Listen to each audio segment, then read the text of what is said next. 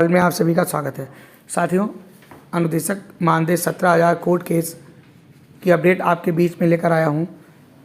जैसा कि आप सभी को पता है कि सुप्रीम कोर्ट की निगरानी में जो हाई कोर्ट में सुनवाई चल रही थी, सारी याचिकाओं को इकट्ठा कर दिया गया था और जो हमारे मुख्य जज हैं उनकी 2 सदस्यीय बेंच में ये सुनवाई चल रही थी और पिछले दिनों इसका जो फैसला था वो सुरक्षित कर लिया गया।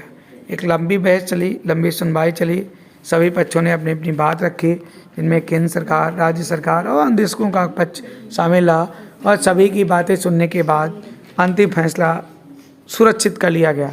लेकिन ये बहुप्रतीक्षित फैसला है जो अभी तक नहीं आया। इसकी उम्मीद सभी अनुदेशकों को है।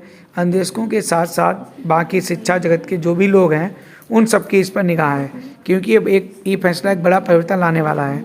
जिस तरह से शिक्षा मित्र का केस एक अहम मुद्दा उस समय बन गया था, ठीक उसी सतह पर अनुदेशकों का भी एक केस एक मुद्दा बनकर रह गया है और इस मुद्दे पर पूरी सुनवाई चल रही है और सभी की निगाह इस मुद्दे पर है कि इसमें कोर्ट का जजमेंट क्या होगा।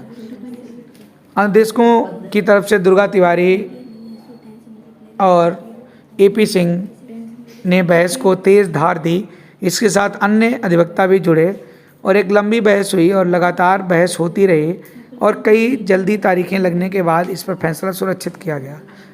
इन लोगों की जो बहस रही वो कहीं ये माना जा रहा है कि वो सार्थक बहस हुई और सरकार को बैकफुट पर आना पड़ा।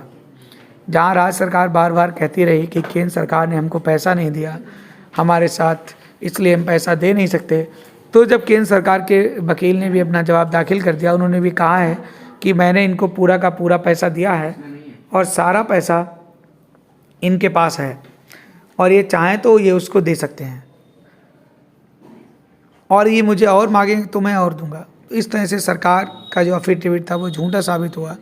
उसके अलावा इन्होंने कहा कि जो हमारा अनुदेशकों का जो पैसा था वो 8470 रुपये हुआ था, वो भी 1470 रुपये कट करके और पूरे 11 महीने की लगभग रिकवरी कर ली गई थी। तो वो सारी चीज़ें भी खुलकर सामने आई, अन्य मुद्दे भी आए। कोर्ट का रुख साफ था कि पहले हम 17,000 का मुद्दा सुनेंगे, क्योंकि पिछली अदालतों ने जो सिंगल बेंच थी उसका निर्णय ये था कि इनको 2017 से 17,000 रुपये मानदेय दिया जाए और 9% ब्याज दिया जाए। तो इस आदेश पर ही कोर्ट आगे गई थी, हाई कोर्ट गई थी सरकार, और हाई कोर्ट ने उस पर सुनवाई की। Chief justice supreme court of India ने भी इस पर संज्ञान लिया था। तो एक बड़ा फैसला अनुदेशकों के पक्ष में आने वाला है। जैसे कि संभावना जताई जा रही है कि एक हफ्ते के अंदर शनिवार तक, अभी आज शुक्रवार है, संभवतः जो है ये माना जा रहा है कि 15 तक ये फैसला आ जाएगा, क्योंकि जैसा हमारे सूत्र बता रहे हैं कि फैसले पर होने के बाद बहुत एक लंबा प्रोसेस चलता है, बहुत सारे लोगों को सुना गया, तो बहुत एक लंबा जजमेंट लिखा जाएगा, एक पूरी फाइल तैयार होगी, तो उस पर ये बहुत जल्दी निर्णय किसी दिन भी आ सकता है। और ये माना जा रहा है कि 15 अक्टूबर तक इस पर हाई कोर्ट का जो निर्णय है वो आउट हो सकता है। इसलिए बहुत शार्ट नोटिस में आपका निर्णय आएगा और सभी अनुदेशक यही दुआ कर रहे हैं कि निर्णय उनके पक्ष में हो। जैसा कि सूत्रों से खबर हमको मिल रही है, जैसा कि लोग गए हैं तो ये बताया गया कि निर्णय जहाँ तक संभवतः ये पता लगा है कि 15 अक्टूबर तक आ जाएगा। तो आप सभी लोग धैर्य बनाए रखें, निर्णय आपका आना ही आना है। 3 महीने में कोर्ट को अपना निर्णय सुनाना ही पड़ता है हर हालत में। तो 1 महीना लगभग होने भी जा रहा है और जहाँ तक उम्मीद है कि 15 अक्टूबर तक पूरा आपका जो है निर्णय आ जाएगा। बहस के दौरान देखा गया कि कोर्ट अनुदेशकों के पक्ष में दिखी, अनुदेशकों की मांगों से कोर्ट सहमत भी थी और ये आसानी से अनुदेशकों के पक्ष में निर्णय कोर्ट दे सकती है, क्योंकि सारी चीज़ें साफ़ हैं। अब बाकी जो अन्य वरिष्ठ वकील हैं उनसे भी बातचीत के दौरान ये देखा गया कि अनुदेशकों का केस मजबूत है और सरकार बैकफुट पर है।